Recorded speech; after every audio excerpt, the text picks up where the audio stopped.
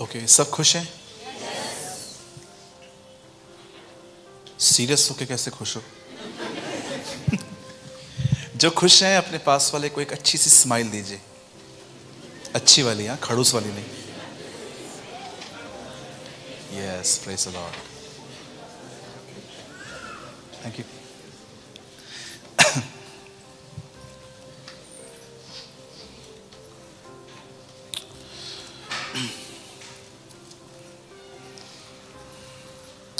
कितने लोगों ने ये वचन सुना है कि प्रभु में सदा? आप जानते हैं आनंद बाद में आया, पहले प्रभु आया। प्रभु में, उसे पहले ही बता दिया एक्चुअली प्रभु में ही आनंदित रह सकते हैं, right? The happiness of the world is reason to season. इस दुनिया की खुशी सिर्फ कुछ टाइम के लिए है और किसी वजह से है। मैं आपको खुश रहने की एक चाबी दूं, बहुत खुश रहोगे आप, इतने खुश रहोगे कि लोग जलेंगे आपसे। जानना चाहते हैं? सुनिए, सब जानने की कोशिश मत किया करो, you will be most happy. आप बहुत खुश रहोगे। मैं सब जानने की कोशिश नहीं करता हूं। मैंने देखा है जो सब जानते हैं ना, वो बहुत दुखी हैं, बड़े अपसेट रहते हैं वो लोग, ट्रस्ट मी। और मैंने देखा है बहुत सारी बहनें इन्फॉर्मर्स हैं, बहनें, स्पेशली बहनें, ये लोग तो ऐसे खुश होते हैं जैसे लोग कुछ करते ही नहीं है। लेकिन मैंने बहुत सारी बहनों को देखा है, they have a lot of informations. उसके घर में क्या हो रहा है, उसकी भाभी आई है, उसकी माँ ऐसी है, ये ऐसा है, वो ऐसा है। आपको खुश रहना है ना, सब चीजें जानने की कोशिश न करें। या डोंट वरी, बच्चे हैं वो तो करेंगे। मैं एक दिन गाड़ी चला रहा था, मेरे सामने से एक ट्रक गया। ट्रक के पीछे बहुत सुंदर लाइन लिखी थी, तू अपना देख। मुझे बहुत अच्छा लगा। होता है ना, कभी कभी पीछे लिखा रहता है ना, मेरा भारत महान, ट्रक्स के पीछे लिखा रहता है ना, माय इंडिया इज ग्रेट वगैरह। तो जैसे वो गाड़ी आगे गई तो उसमें लिखा हुआ था, तू अपना देख। बोलो बाजू वाले को, तू अपना देख। हाँ, मैंने बहुत लोग देखे हैं, दे हैव अ डिजायर, उनको अच्छा लगता है कि मुझे पता चले कि उनकी लाइफ में क्या है, फेसबुक पे इसने क्या डाला, इसने डीपी क्या रखी, वगैरह वगैरह। वॉचमैन की तरह सारा दिन, गोरखे होते ना, देखे होंगे ना आपने, वॉचमैन की तरह लगे हुए रहते देखने के लिए क्या क्या क्या क्या। एक दिन यीशु पतरस से मिला और यीशु ने पतरस को 35 साल के बाद वो कैसे मरने वाला है वो बता दिया कि जब तू जवान था, जहां जाना चाहता था जा सकता था, लेकिन जब तू बूढ़ा होगा तो तू जहां जाना चाहता है वहां नहीं जा पाएगा। लोग तेरे हाथों को बांध के, एक्चुअली जीसस ने उसको ये बता दिया कि वेटिकन में तू कैसे मरेगा। और बाइबल ऐसा बताती है कि पतरस ने उसे ये नहीं कहा, प्रभु मुझ पे दया करना कि मैं ये मौत सह सकूं। पतरस ने उससे कहा, ठीक है, अब मुझे ये बता, यूहन्ना का क्या होगा।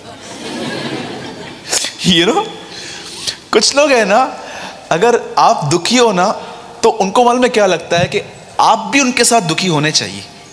फिर दूसरे की खुशी उनसे बर्दाश्त नहीं होती है कि मैं दुखी हूं, आप कैसे खुश हो।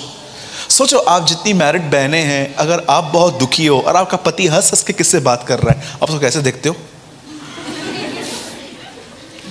It's a tragedy. हम चाहते हैं कि अगर हम दुखी हैं तो हमारे साथ ये भी दुखी हो। आप ये क्यों लर्न नहीं करते कि वो खुश कैसे? टेल मी।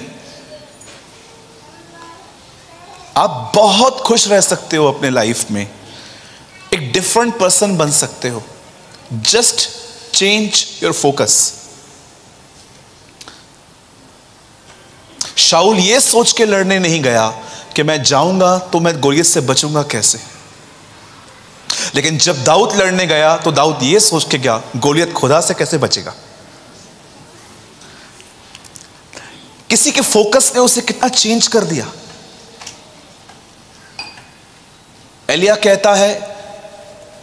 कहता है एलिया से, मुझे तेरा अभिषेक चाहिए, दुगना, डबल अनॉइंटिंग।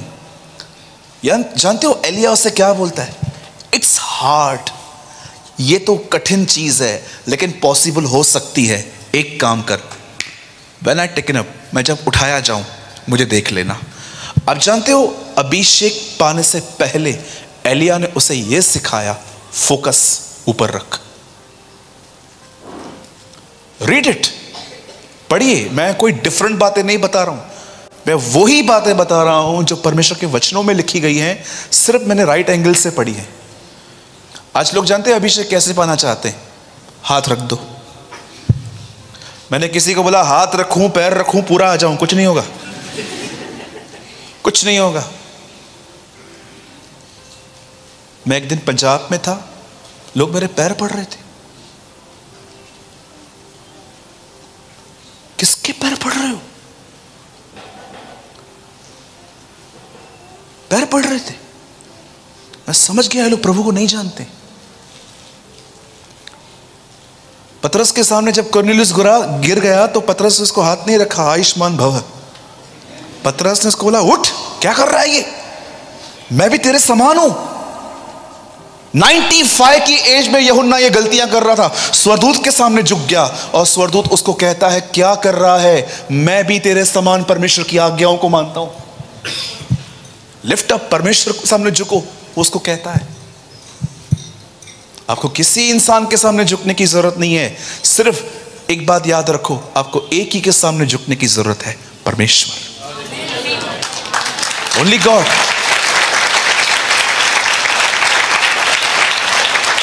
मैं एक दिन अपने ऑफिस में था, एंड ये पंजाब की बात बता रहा हूं। पंजाब से मुझे एक मैसेज आया मेरे मैसेंजर पे। एक बहन है, आई थिंक 55-60 की होगी, उन्होंने मुझे मैसेज भेजा, एक फोटो भेजा। उन्होंने मुझे एक फोटो भेजा, लिखा था पापा जी। मैंने बोला पापा जी कौन? पापा जी लिखा था, तो मैंने बोला इतना यंग हूं मैं, पापा जी बोलते बड़ी शर्म आ रही थी कि अभी तक तो दाढ़ी भी वाइट नहीं आई है, फिर भी पापा जी बोला पापा जी ये लड़का देख रहे हो, ये मैंने अपनी लड़की के लिए चुना है, जरा बता दो।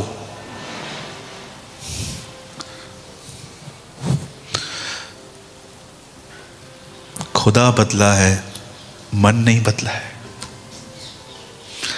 I was really upset. आप जानते हो मैं कभी भी किसको नहीं कहता हूं इससे शादी कर, इससे शादी कर, इससे मैरिज कर, उससे मैरिज कर। खुदा आपका दुश्मन बन जाएगा अगर आपने ये बातें की तो। अगर आपने लोगों से डिसीजंस देना स्टार्ट किए। मैं हमेशा लोगों से कहता हूं, मैं आपको सलाह देता हूं, उस सलाह को प्रभु के सामने रखो। अगर आपको शांति महसूस हो तो आगे बढ़ो, नहीं तो जानते क्या होगा, ये लड़ाई झगड़े करके आपके घर में आके बैठ जाएंगे। आपने कहा था। और याद रखना, people are so smart in these days, लोग इन दिनों में बड़े सयाने हैं। सक्सेस होने के बाद आए या ना आए, लेकिन फेल होने के बाद जरूर आपके पास आएंगे। सो कभी भी किसी को भी परमेश्वर की मर्जी मत बताओ, आप इससे करो। मैंने देखा है बहुत लोग जो है ना, वो सीधा बोल देते हैं, इससे करो, उससे करो, इससे मैरिज करो, उससे मैरिज करो। अब परमेश्वर, जरा सोचिए। एक दिन मैं गुरदासपुर में था, मैं पंजाब, आई थिंक नवाशहर, बटाला 5-6 बार मैं आया हूँ। चंडीगढ़ में मेरे ब्रदर हैं, यहाँ पर याबेस आए हैं चंडीगढ़ से, या हम साथ में सेवा करते हैं वहाँ पर, सेक्टर 44, राइट ब्रदर? हम लोग वहाँ पर साथ में मिनिस्ट्री करते हैं। मैं एक बार गुरदासपुर में था, एक बंदा आया, उससे मेरे पॉकेट में 2000 का नोट डाल के बोला, पास्टर जी प्रोफेसी तो कर दो। मैंने बोला किस तरह की प्रोफेसी? वीजा अप्लाई किया है मैंने उसको बोला तू अमृतसर के आगे कभी नहीं जाएगा। ऐसी सोच, प्रोफेसी खरीदी जाती है। पतरस में लिखा है भक्त जन पवित्र आत्मा की प्रेरणा से बोलता है। और आजकल की प्रोफेसीज देखिए क्या है, ये मिलेगा, वो मिलेगा, ये मिलेगा। आप जानते हो बाइबल के प्रॉफिट्स क्या बोलते थे? समय करीब है, जीवन ठीक करो। अगर आप बाइबल के प्रॉफिट्स को देखो और आज के प्रॉफिट्स को देखो तो आजकल के बहुत सारे जो प्रॉफिट्स हैं ना, आप देखो वो सेलर्स हैं। बोलो सेलर्स। हाँ, 3 रुपए का ऑयल 300 रुपए में। मेरे को एक आदमी ने कहा चंडीगढ़ में अनॉइंटेड साबुन भी है। मैंने कहा क्या होगा उससे? सफेद बाल काले हो जाएंगे।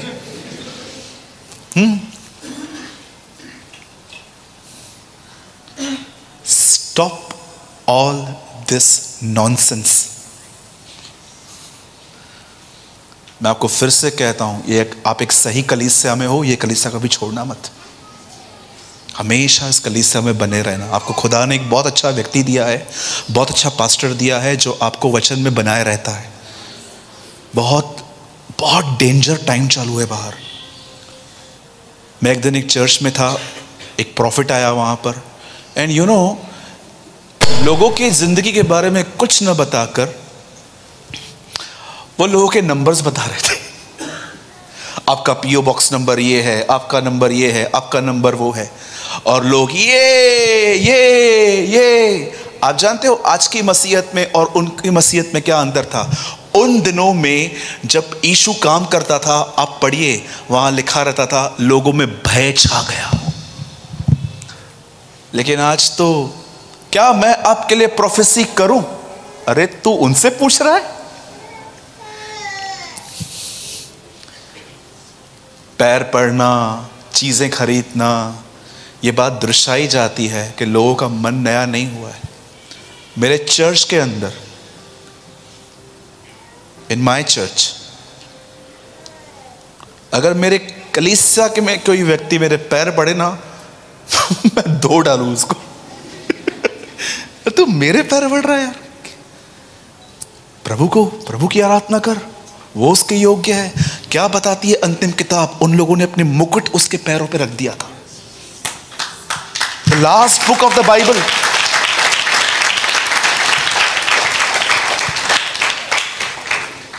कई लोग बोलते हैं ब्रदर आप इतना बोल्डली क्यों प्रेच करते हो? मैं उनको बोलता हूं देखो, दोबारा तो बुलाने वाले हैं नहीं। इससे अच्छा है सब बोल के निकल जाओ। लेकिन आपके पास अच्छे हैं इसमें। आप जानते हैं फॉल्स प्रॉफिट की एक सबसे बड़ी निशानी क्या होती है?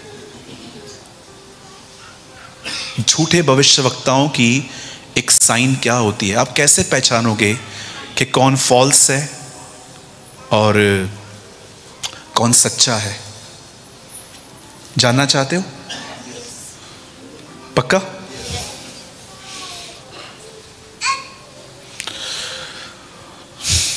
आई डोंट नो आप में से कितने लोग समझ पाएंगे इस चीज को। एक सच्चे वक्ता की पहचान दो चीजों में होती है। फर्स्ट, वो आपसे कभी पैसा नहीं मांगेगा। सेकंड, उनका बहनों से व्यवहार बहुत प्योर रहता है, सो प्योर, आप सोच भी नहीं सकते हो कितना प्योर।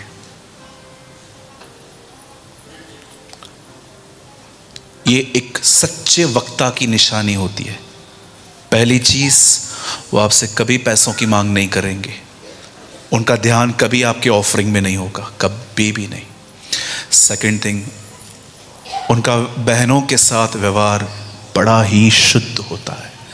ये एक सच्चे पास्टर, एक सच्चे भविष्यवक्ता की निशानी होती है। समझ पा रहे हैं मेरी बातों को? जस्ट मेरे मन में आया, मैंने इसलिए आपको ये बात कही। ठीक है पास्टर जी, 1 o'clock तक? ओके ठीक है, चलिए सब यहीं पर हैं अभी? ध्यान दीजिए अब जो मैं कह रहा हूं। ओके, आवाज सबको आ रही है?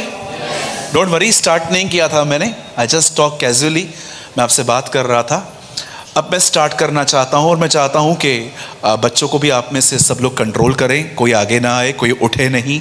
लास्ट अभी आने वाला 1 घंटा आप बड़े ध्यान से सुने। इट्स 12:10। मैं 15 मिनट आपको कुछ समझाना चाहता हूं, उसके बाद मेरे पास एक वर्ड है आप में से हर एक के लिए। ध्यान दीजिएगा। अभी मैंने अपने लाइफ में हमेशा एक जुनून रखा डे 1 से, और मैंने परमेश्वर को धन्यवाद देता हूं कि यह जुनून मुझ में बना रहा। वो जुनून था यीशु को जानने का, उसकी लाइफ को समझने का, वो किस तरह से इस दुनिया में आके जी कर गया। क्योंकि मेरे लाइफ में बहुत सारे चैलेंजेस थे। काम करके सेवा करना बहुत डिफिकल्ट होता है, एक दुनिया से दूसरी दुनिया में आना। मुझे आज भी याद है कि 14 घंटा काम करने के बाद मैं चर्च में पास्टरी करता था। अब मैंने वो काम थोड़ा कम कर दिया है, मुझे खुदा ने अब सेवा में ज़्यादा मोड़ दिया है। लेकिन कोई ऐसा टाइम था जब मैंने सीखा कि यीशु का जीवन क्या था। शायद मैं किसी और कलीसिया में न बता पाऊं, लेकिन मैं आपको अपने लोग होने के नाते बताना चाहता हूं। मैंने मत्ती, मरकुस, लूका, यूहन्ना, ये चारों किताबें कम से कम 400 बार पढ़ ली। सिर्फ ये 4 किताबें इतनी पढ़ ली कि मेरे पास इस तरह के 8 रजिस्टर्स बन गए। मैंने हर वो मुद्दा लिख के ले लिया जिस पर यीशु ने बात की, और मैंने क्या देखा कि यीशु ने अपने जीवन में 213 मुद्दों पर बात की। दीन बनो, नम्र बनो, तुम ज्योति हो, मैंने वो गिन लिए। और जहां कहीं भी यीशु ने 2 बार बात की, मैंने लिख लिया कि यीशु ने 2 बार बात की। और मैंने जब यीशु की लाइफ में एक बात पढ़ी जो आपको हिलाकर रख सकती है, वो बात मैंने ये बात देखी, यीशु के साथ कितना भी बुरा हो जाए उससे कोई फर्क नहीं पड़ता था। आपको पता है, उसके घर के लोग उसके लिए कहते थे इसका चिट ठिकाने पर नहीं है। आप मरकुस पढ़ के देखिए, एक वर्जन में ऐसा लिखा गया है, he is a crazy guy. ये थोड़ा पागल सा है, क्योंकि यीशु 30 साल के बाद अपने घर पे नहीं लौटा था, वो ट्रैवलर प्रीचर था। आपको मैं बताना चाहता हूं, जैसे आपकी एक प्रॉपर चर्च है, हमारी एक प्रॉपर चर्च है, यीशु को आप कभी भी किसी चर्च में एक जगह पे नहीं देख सकते थे। कभी बेथेस्दा, कभी खुराजीन, कभी गलील, कभी यरूशलेम, कभी यरीहो, वो अलग अलग जगहों पे ट्रैवलर प्रीचर था। मैं आपको बताना चाहता हूं, यीशु के जीवन में ऐसी बहुत सारी घटनाएं हुई। उसके परिवार ने उसके लिए ऐसा कहा, उसके चेले उसका मजाक उड़ाते थे। एक दिन यीशु को पथराव किया जाना था, यीशु वहां से चला गया, और कुछ टाइम के बाद यीशु फिर से कहता है वहां चल, वहां जाना है। और थोमा कहता है चलो मरने वालों के साथ मरने चले। वहां से भाग के आए हैं, वापस वहां लेके जा रहा है। लेकिन यीशु को इससे कोई फर्क नहीं पड़ा। उसे पता था कि वो चंद सिक्कों में बेच दिया जाएगा, पर उसे इस बात का फर्क नहीं पड़ा। एक व्यक्ति ने उससे कमिटमेंट की कि मैं हमेशा तेरे साथ रहूंगा, लेकिन उसने उसका इनकार किया, इससे भी उसको फर्क नहीं पड़ा। मैंने अमेजिंग थिंग ये देखी यीशु के जीवन में, उसकी मिनिस्ट्री, जानते हैं उसकी सेवकाई में सबसे अमेजिंग क्या बात देखी? मुझे नहीं पता है कि आप में से कितनों ने नोटिस किया। सबसे ऑसम चीज थी उसकी स्थिरता, उसका स्थिर रहना। आज देखिए कितनी प्रॉब्लम्स हमें ड्राइव कर देती हैं, हमारा माइंड डिस्टर्ब हो जाता है। लेकिन कभी आपने नोटिस किया यीशु अपने दिनों में कितना स्थिर था? पर मैंने एक जगह बाइबल में ढूंढ ली आखिर कि जब वो यीशु के साथ हुआ उसे फर्क पड़ा। ये क्यों हुआ? मैं आप में से बताना चाहता हूं, बाइबल ऐसा बताती है, एक रात उसे पकड़ा गया, वो अरेस्ट हुआ, और अरेस्ट होने के बाद वचन ऐसा कहता है कि उसे एक जगह पे रखा गया। इब्रानी में कुछ किल्यापूस कुछ लिखा गया है, वहां पर एक प्लेस पे वहां पर लिखा गया जहां पर उसके कपड़े उतार के उसका ड्रेस चेंज किया गया, उस पे थूका गया, उसे सरकंडे मारे गए, बहुत कुछ उसके साथ बुरा हुआ। और मैं आपको बताना चाहता हूं, उससे पहले यीशु ने कई बार यह प्रार्थना की, हे पिता ये प्याला हट जाए। मैंने किसी व्यक्ति से पूछा, जब यीशु ये कह रहा था कि ये प्याला हट जाए तो उसका अर्थ क्या है, तो उस व्यक्ति ने मुझे बताया कि यीशु एक्चुअली ये कह रहा था कि मुझे क्रॉस पे नहीं मरना है। मैं आप में से एक बात हर एक से पूछना चाहता हूं, शद्रक, मेशक, अबेदनगो उसके दास बड़ाई करते करते उसके लिए मरने को तैयार थे। क्या आपको लगता है उनका खुदा इतना कमजोर होगा? आज से बहुत साल पहले एक बहन को कुछ लोगों ने पकड़ा और कहा, बोल सीजर इज अवर किंग, केसर हमारा राजा है। उससे बोला, नहीं, जीसस इज माई लॉर्ड, यीशु मेरा प्रभु है। उन्होंने बोला, नहीं, अगर तुझे रोम में रहना है तो तुझे सीजर को एक्सेप्ट करना पड़ेगा, लाइफ में केसर को लेना पड़ेगा। आप जानते हो ना, केसर उनका सबसे बड़ा राजा होता है। उन दिनों में सिक्कों पे भी केसर होता था, जो यीशु ने कहा जो केसर का है वो केसर को दो, जो प्रभु का है जो प्रभु को दे दो। उस बहन को समुंदर में लेके गए और शाम को वहां पर खड़ा कर दिया उसको, यहां तक पानी आ गया था। उन्होंने उसको बोला, लास्ट चांस दे रहा हूं मैं, बोल सीजर इज अवर किंग। उससे बोला, नो, यीशु मेरा प्रभु है। उस बहन को मार डाला गया।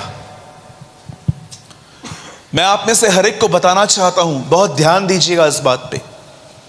बाइबल ऐसा बताती है, जब यीशु अरेस्ट हुआ और उससे पहले उसे प्रार्थना की थी। मैं आप में से हर एक को बताना चाहता हूं, आज जब यीशु गसमनी में यह कह रहा था, हे पिता ये प्याला हटा, फिर भी मेरी नहीं तेरी इच्छा पूरी हो। मैं हमेशा जब बाइबल को परचेस करता हूं ना कहां से भी, तो मैं ऐसी बाइबल को परचेस करता हूं जहां पर लिखने के बाद भी 2-3 इंच खाली छोड़ा गया हो। फिर मैं वहां पर नोट्स बना लेता हूं अपने छोटे से। मैंने अपने पास एक बाइबल, मेरे पास एक बाइबल है जिसमें मैंने नोट्स लिखे और मैंने इस वचन के बाजू में ऐसा लिखा, यीशु ये कह रहा था, पिता मैं 1000 बार तेरे लिए मरने को तैयार हूं, पर मैं 6 घंटे तुझसे अलग होने के लिए तैयार नहीं हूं। That's he pray। वो जानता था कि जब वो क्रूज पे चढ़ेगा सारे संसार के पाप उसके ऊपर आ जाएंगे और वही पिता जिसने उसको प्रिय पुत्र कहा था वही उसको छोड़ देगा।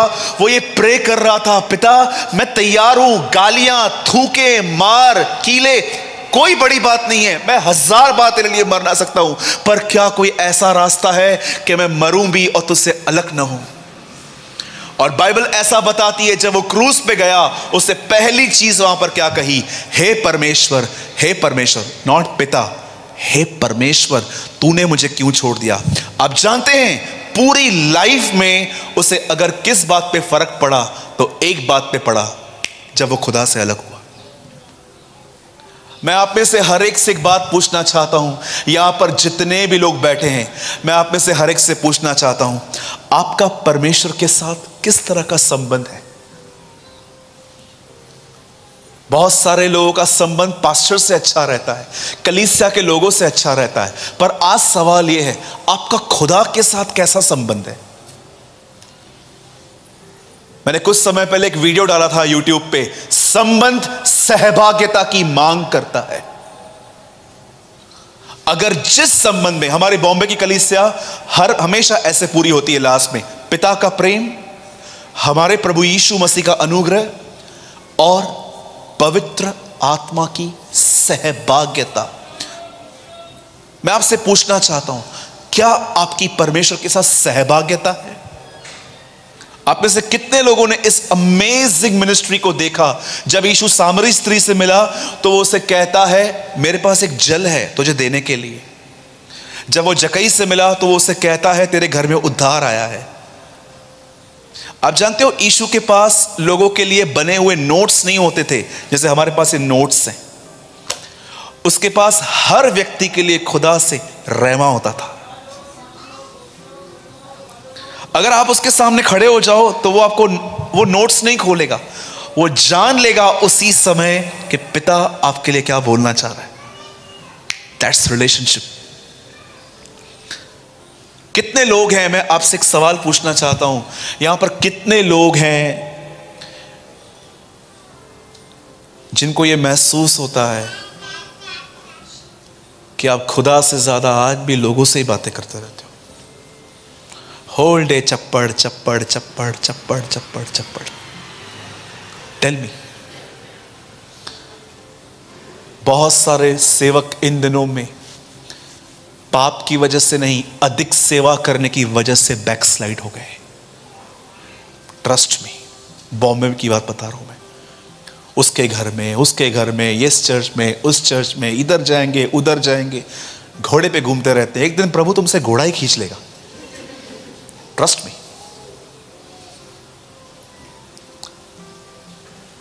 कितने लोगों ने लूका 15 अध्याय पढ़ा है? हाथ उठाइए। क्या आपने उसमें एक गुमराह पुत्र की कहानी पढ़ी है? मैं थोड़ी दोहराना चाहता हूं ताकि आप समझ पाओ सहभागिता क्या होती है। उस बेटे ने अपने बाप से सब कुछ लिया, चला गया। अगर आप उससे मिलते और आप उससे पूछते आपके डैडी का नाम क्या है, मेरे डैडी जिनको मैं छोड़ के आया हूं, हाँ उनका नाम क्या है, तो वो आपको अपना पूरा नाम बताता। और उसके बाद आप उससे पूछते वो आपके डैडी हैं बीबी? हाँ मेरे डैडी हैं। आपका संबंध है उनके साथ? संबंध नहीं है, लेकिन मेरे डैडी है वो। संबंध क्यों नहीं है? मैं रहता ही नहीं हूं उनके साथ, मैं अलग रहता हूं उनके साथ, लेकिन डैडी हैं। हाँ बिल्कुल हैं। आप जानते हो बहुतों से पूछोगे ना आपका परमेश्वर कौन है? यीशु। संबंध है? संबंध नहीं है। हाँ वो मेरा बाप है, पर संबंध नहीं है। क्यों? क्योंकि संबंध जो है वो सहभागिता की मांग करता है। एक यहूदी को यह बात पता होती है। यिर्मयाह नबी की किताब में लिखा गया है, अगर तुम बंधुआई में भी चले जाओ तो यरूशलेम के लिए प्रार्थना करना कभी न छोड़ना। दानियल हमेशा अपने घर की खिड़की खोलकर यरूशलेम के लिए प्रार्थना करता था 3 बार दिन में, कि वो जानता था कि वो एक यहूदी है और उसे यरूशलेम की शांति के लिए हमेशा प्रार्थना करनी चाहिए। दानियल वो जानता था कि सहभागिता में संबंध है। अगर आप सच में चाहते हो कि आने वाले दिनों में परमेश्वर के साथ आपका एक संबंध हो, तो मैं आप में से हर एक को एक बात बताना चाहता हूं। आप में से जितने भी लोग हैं, लोगों से कम खुदा से अधिक बात करो। कभी आपने इस चीज को जाना? लोगों से आधा घंटा, पौना घंटा, 1 घंटा बात करना कितना आसान है, पर खुदा के साथ कमरे में 15-20 मिनट बात करना कठिन क्यों है? Why it's so hard? मैं अपने कलीसिया में वर्शिप टीम को हमेशा कहता हूं, जो गीत आपने पर्सनली नहीं गाया है वो गीत कभी स्टेज पे गाने की कोशिश मत करना। ट्रस्ट मी, जो गीत आपने कभी पर्सनली प्रभु के साथ नहीं गाए। आपको पता है कितने लोग आजकल इन दिनों में वर्शिप कितनी प्रैक्टिस करते हैं? मैं कहता हूं रियल प्रैक्टिस ये नहीं है, रियल प्रैक्टिस है अकेले में खुदा के लिए गाना। That's practice. संबंध सहभागिता की मांग करता है। अगर मैं इस बहन की कंप्लेन इस बहन से कर दूं, तो जानते हो प्रभु क्या कहेगा? तू कंप्लेन कर रहा है। आप जानते हो लोगों की शिकायत लोगों से करना कंप्लेन है, पर लोगों की शिकायत खुदा से करना प्रेयर है। आप में से कितने लोगों ने यह लर्न किया? हमारी बेचारी मार्था जो सिस्टर है ना, बड़ी बदनाम है कलीसियाओं में। सब लोग मार्था में से माइनस पॉइंट निकाल के प्रचार करते हैं, मार्था ऐसे कर रही थी, मार्था ऐसे। मैं मार्था में से आपको एक बहुत अच्छी चीज बताऊं। जब उसको मरियम से प्रॉब्लम था तो वो कहां गई? यीशु के पास। क्या वो किसी और के पास गई? राइट पर्सन के पास गई, जो उसको समझा सकता था। उसने अपनी खड़े बाजू वाली सिस्टर को नहीं कहा, देख रहे हो ये हमेशा ऐसे करती है, खुदा इसका लेखा लेगा। वो हमेशा वो सीधा राइट पर्सन के पास गई। अगर आपको अपने चर्च में किसी से दिक्कत है तो आपको किसके पास जाना चाहिए? पास्टर के पास। लेकिन सोचो अगर आप घर घर जाते हो तो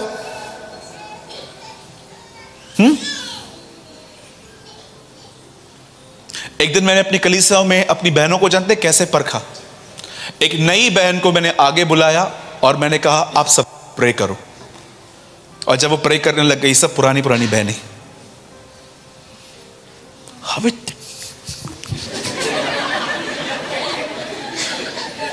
मैंने बोला इसी वजह से खुदा तुम्हें नहीं उठाता।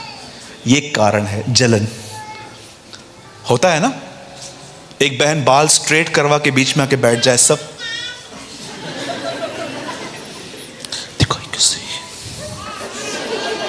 पास्टर कुछ बोल भी नहीं रहा है।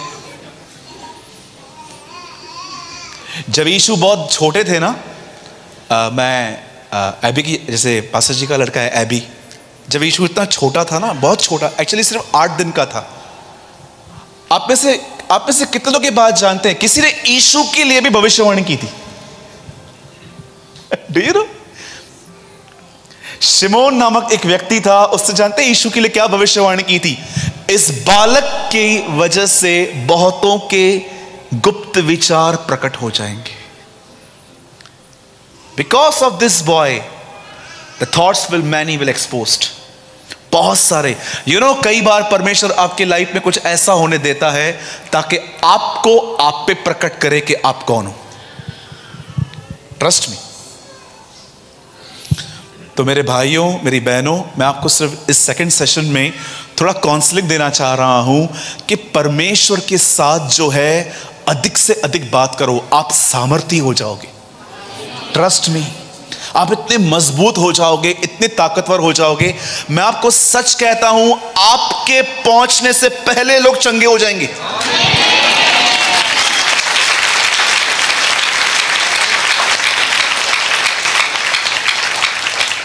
हमारे बॉम्बे में एक ग्राउंड है जिसका नाम है बीकेसी, बांद्रा कुर्ला कॉम्प्लेक्स। 2004 में बेनीहीन पास्टर जी वहां पर आए हुए थे। 3 दिन का क्रूसेड था। चौथे दिन एक औरत पहुंची थी, उसके पति के पूरे बदन पे फोड़ियां थी। जब चौथे दिन वो वहां पर आई, लोग तंबू बांध रहे थे और उसने पूछा आज मीटिंग नहीं है? बोला कल पूरी हो गई। तो जानते उस बहन ने क्या किया? अपने पति को नीचे उतारा, उस जमीन पे रखा, उसका पति चंगा हो गया। और मैं आपको बताना चाहता हूं, जब ये बात बेनीहीन को पता चली, बेनीहीन ने कहा मैं वहां से चला गया था पर परमेश्वर की सामर्थ वहीं थी। The power of God was there. मैं आपको सच कहता हूं, आप बिलीव करें या न करें, अगर आप एक ऐसे व्यक्ति हैं जो खुदा से अधिक बातें करते हैं, जिस कमरे में आप प्रार्थना करते हैं ना, उस कमरे में आने से लोग चंगे हो जाएंगे, सिर्फ व्यक्ति से। कैथरीन कुलमिन सिर्फ खड़े होकर ऐसा कहती थी, स्वामी यही है, मास्टर इज हियर। लोग पहिएदार कुर्सियों पे से खड़े हो जाते थे। ट्रस्ट मी, कोई उसके 12 फीट नजदीक नहीं आ पाता था। जो उसके 12 फीट की नजदीकी में आता था वो चंगा हो जाता था, क्योंकि ये बात थी उसमें। वो हमेशा एक बात कहती थी, ध्यान से सुनिएगा, चाबी है इसमें। वो हमेशा कहती थी, इससे पहले कि मैं यीशु के लिए कुछ बताऊं, मैं 1000 बार मरती हूं। Trust me, I died 1000 times before I preach Jesus. एक चीज में मरने के लिए कहूं, मरेंगे? हां, आज से सेल फोन कम यूज करो, छोड़ो बॉयफ्रेंड को, देखो आप गर्लफ्रेंड छोड़ोगे? सब दानियल बनना चाहते हैं, सिंहों की मांद में जाने के लिए कोई तैयार नहीं है। सबको मूसा बनना है, इजरायलियों को संभालने के लिए कोई तैयार नहीं है। सबको यीशु की तरह बनना है, क्रूज पे चढ़ने के लिए कोई तैयार नहीं है। We need shortcuts. कभी कभी आपने देखा होगा किसी जिम के बाहर लोग ऐसे पुतला लगाते हैं। ऐसा आपने देखा है कभी जिम के बाहर कि आ जाओ यहां पर और हम आपको बना देंगे? ये ऑटोमेटिकली नहीं होता। शॉर्टकट्स बंद कीजिए, हाथ रख दो, पैर रख दो, पूरे आ जाओ, कुछ नहीं होगा। अनॉइंटिंग को ढूंढना पड़ता है, अभिषेक को खोजना पड़ता है। यीशु के पीछे ये कबूतर ऐसे ही यर्दन पे नहीं आया, 30 साल वो पिता के साथ बना रहा था। याद रखिएगा, अगर आप अपने पास्टर की कोई चीज लर्न करना चाहते हैं तो एक चीज लर्न करो कि उनके ऊपर वह अभिषेक कैसे आया। एलिशा एलिया के पीछे नहीं था, एलिशा एलिया के अभिषेक के पीछे था। I want this type of anointing. मुझे कई लोग बोलते हैं brother I am your fan. मैंने बोलता हूं ये फैन पड़ा है, ले जा, ये फैन ले जा, चल। क्या होगा किसका फैन बन के, क्या करोगे?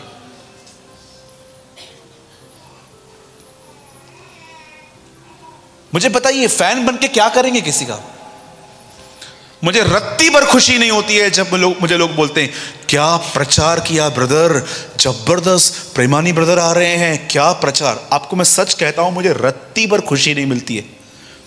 प्रचार तो वो होता है कि जब लोग प्रचार के बाद ये न कहें क्या प्रचार था, वो ये कहें क्या हमारा खुदा है। प्रचार वो होता है।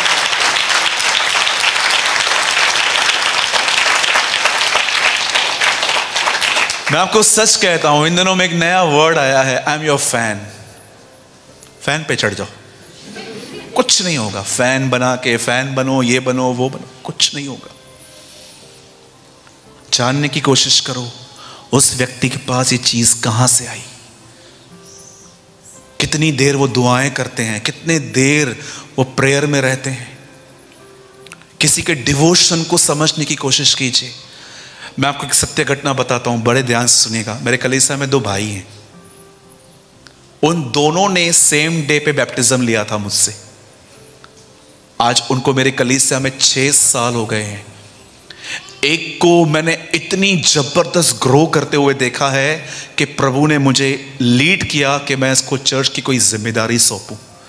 लेकिन एक आज भी मूर्खता के काम करते रहता है। जब मैं प्रभु से कभी कभी पूछता हूं, प्रभु इन लोगों ने सेम डे पर बैप्टिज्म लिया, सेम डे पर क्रिश्चियन जर्नी स्टार्ट की, ये इतना आगे ये इतना पीछे क्यों? तब मुझे खुदा कई बार कहता है, तू जानता है ये आगे क्यों है? क्योंकि इसने मुझे समझने के लिए छोटे छोटे निर्णय लिए। खाना कम कर दिया, नींद 1 घंटा कम कर दी, बोलना उसने कम कर दिया। कभी कभी आपने देखा है लोग खाते कैसे? ओ वाह वाह वाह, मैंने देखा है कई बार लोग ऐसा खाते हैं कि महीने भर मिलने वाला ही नहीं है। हाँ, एक चावल का पहाड़ बनाएंगे, ऊपर दाल डालेंगे, और लेकर आ और लेकर आ।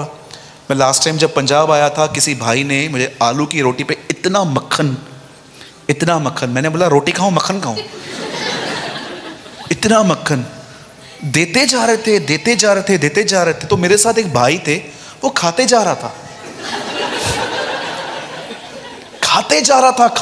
था। मैंने उसको बोला बस कर भाई, क्या कर रहा है, शर्म नहीं आ रही दूसरे घर में बैठे? तो बाइबल से इस पेटू के साथ संगति मत करना। मैंने हट जा यहां से, दूर हो। खाते जा रहा था, नो डिसिप्लिन। एक बार हमारे बॉम्बे में केस आया दुष्ट आत्मा का, तो एक भाई ने मुझे बोला कि ऐसी ऐसी बात है, आप हमारे पास आओगे? मैंने बोला हाँ हम आएंगे। तो मैं अपने साथ एक भाई को लेकर गया और वो इतना खाना खा के निकला, आप बिलीव कीजिए, हम दुष्ट आत्मा निकालने गए, दुष्ट आत्मा नहीं निकली पर उसके मुंह से चावल निकल आए। और मुझे इतना गुस्सा आया, मैंने बोला दोबारा मेरे साथ कभी आना नहीं। ये दुष्ट आत्मा निकल, छोड़ी निकल। मैंने बोला तू निकल, गो फ्रॉम दिस, जा यहां से। इतना खाना, कुछ लोग इतना खाते हैं, इतना खाएंगे बैठ के, ये भी दे दो, वो भी दे दो। बहुत लोग तो इसलिए खाते हैं क्योंकि ज्यादा मंगा लिया है। नहीं, और ज्यादा मंगाया है क्यों? देखा है आपने, इन दिनों में खाने पीने की लस्ट है लोगों में। यीशु ने कहा ना, उसके आने से पहले क्या होगा, लोग क्या करेंगे, खाएंगे पिएंगे। उस भाई ने अपने जीवन में छोटे छोटे निर्णय लिए। याद रखिए इस चीज को, हमेशा आप बढ़ना चाहते हैं ना, प्रतिदिन छोटे छोटे निर्णय लीजिए, छोटे। आप उनको बाहर ले जा सकते हैं प्लीज? डिस्टर्ब हो रहा है। आप समझ रहे हैं मेरी बातों को? बोलो छोटे छोटे निर्णय। अगर आप प्रभु में बढ़ना चाहते हैं, आपको प्रतिदिन छोटे छोटे निर्णय लेने पड़ेंगे। आज वो भाई बहुत ग्रो कर रहा है, लेकिन उसने अपने लाइफ में, याद रखिए इस चीज को हमेशा, परमेश्वर अनुग्रह आपको नहीं देगा, परमेश्वर अनुग्रह आपके निर्णय को देगा। दानियल ने ठाना वह राजा का भोजन खा के अशुद्ध न होगा, और परमेश्वर ने उसके इस निर्णय पर उसे अनुग्रह दिया। परमेश्वर आपको ग्रेस नहीं देगा, परमेश्वर आपके निर्णय को ग्रेस देगा। आपने ठाना है मैं ये नहीं करूंगा, वो वहां पर आपको अनुग्रह देगा। आपने ठाना है कि मैं कुछ टाइम फास्टिंग करूंगा। आप जानते हो पौलुस की लाइफ कैसे थी? कोई टाइम ऐसा होता था उसके पास खाना खाने के लिए होता था, पर वो फास्टिंग में होता था। पर कभी कभी ऐसा भी होता था उसे भूख लगती थी पर खाना नहीं होता था। इसलिए वो कहता है, जाड़े में, उगाड़े में, भूख प्यास में, हर जगह पे मैंने तृप्त रहना सीखा है। ठीक है, बोलो यीशु मसीह की। लोगों से कम बात कीजिए, खाना भी डिसिप्लिन में खाइए, और हमेशा अपनी आंखें प्योर रखिए। स्पेशली यंग ब्रदर्स, हमेशा अपनी आंखें, हाँ, लड़की को इधर इधर तक देखो, बस इतना काफी है। इधर छोड़ के सब जगह देखते रहते हैं आजकल, और ये लोग अपने आप को मसीह कहते हैं। बेशर्म लोग। शेम ऑन यू अगर कोई ऐसा मसीह है यहां पर जो बहनों को ऊपर से नीचे तक देखता है। मैं तो अभी भी कहता हूं आपको, थोड़ा टाइम बचा है, रिपेंट कर लो। याद रखना, जब इंसान नरक जाएगा ना, तो पहली चीज उसे पता चल जाती है कि वो वहां पर क्यों है। वो धनवान गया, जानते हो वहां से क्या कहता है? मेरे भाइयों को बेच दे ताकि वो मन फिराएं। वो 1 सेकंड में वहां पर समझ गया कि एक्चुअली मैं यहां पर पाप की वजह से। इन अ सेकंड। हमेशा अपनी आंखें क्या रखनी है? मैं चाहता हूं हर भाई बोलिए, बोलिए हमेशा अपनी आंखें शुद्ध रखनी है। आप भी कहिए यस, आमेन। बोलो यीशु मसीह की। हमारा परमेश्वर महान है, आमीन। वो हमें जीवन जीना सिखाता है। ही नो कि हमारे लिए क्या भला है, क्या अच्छा है। ठीक है, आइए मैं चाहता हूं अब हम वर्ड में आएंगे। मेरे पास आधा घंटा है और मैं आपको कुछ टीच करना चाहता हूं। ठीक है, मैं चाहता हूं आप में से सब लोग अब मेरे साथ खोलें उत्पत्ति का 32वां अध्याय, जेनेसिस 32।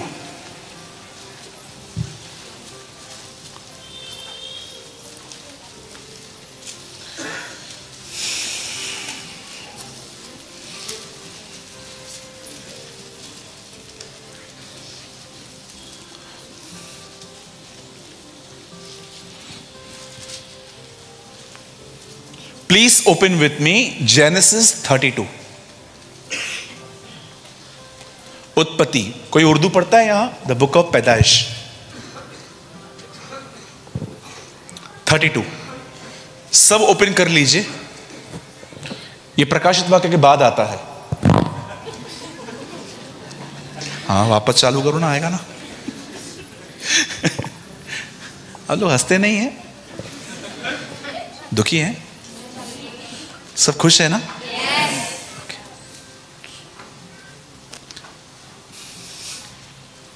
32 खोला सबने? 7 और 8 पढ़िए कोई। तब याकूब बहुत डर गया।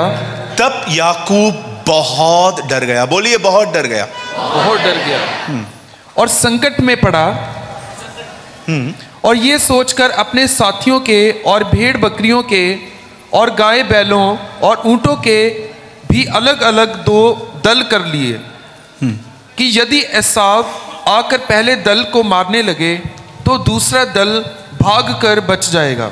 ओके, बाइबल के अंदर पहली बार ओवर थिंकिंग का प्रॉब्लम रिवील हुआ। आप जानते हैं इस बात को?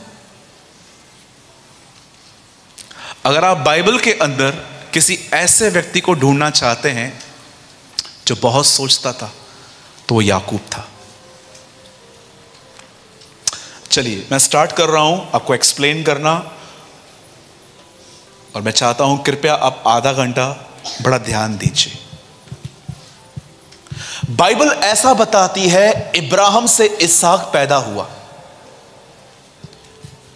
और इसहाक से 2 लोग पैदा हुए। एक का नाम था याकूब, एक का नाम था एसाव।